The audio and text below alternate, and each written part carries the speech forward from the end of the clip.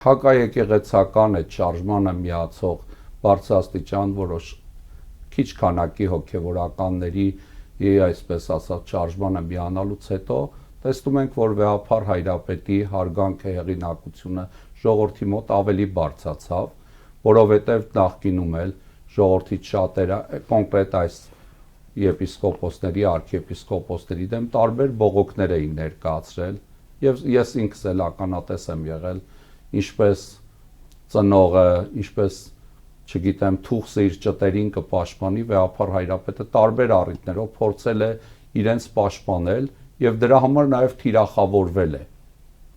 Այո, նույն Կճոյանին պաշտպանելու համար։ Չգիտեմ, իրենցից մեծ մասին, Գևորգ Սրբազանին, Աբրահամ Սրբազանին պաշտպանելու համար Վեհափարը լուրջ խնդիրներ է ունեցել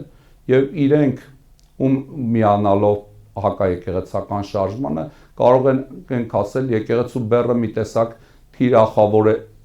մանես փուլում թեթևացրեցին, իրենք եկեղեցուն դրանով եկեղեցու վարկանիշը չգցեցին, եկեղեցու վարկանիշը առավել բարձրացավ,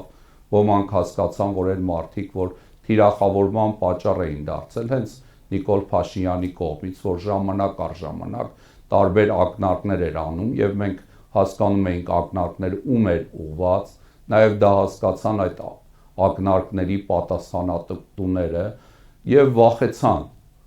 Չգիտեմ, այս իրավիճակում ես իրենց խիստ չեմ ուզում դատել, որովհետեւ ես ինքս մտածում եմ, իրենք ազատ կամ արտահայտությամբ չէ, եւ հայտարարությունը ստորագրել են եւ միացել են, իրենք կարելի ասել առանց շղթաների գերիներ են, գերության մեջ են, ազատ կամ արտահայտություն չեն ունենում եւ այս իրավիճակում կարծում եմ Վեհափարը կարող է տարբերակված մոտեցում ցուցաբերել իրենց, օրինակ կարծում եմ Վեհափար Հայրապետը իր տեղից իհարկե որոշում չեմ կայացնի, բայց կարող է, քանի որ Արցախահայերը խիստ ընդդիմանում են, իրենք պահանջներ ունեն, իրենք ակնկալում են, որ Վեհափար Հայրապետը իրենց նոր առաջնորդ նշանակի, չեմ ասում իրենց առաջնորդին կարգալույծ անել, բայց ուղղակի նոր առաջնորդ են մարդիկ ուզում, Արցախահայերը չեն ուզում, որ այլևս իրենց նախկին առաջնորդը լինի առաջնորդ իրենց, որտեղ կարծում են իրենց շահերին դեմ է գնում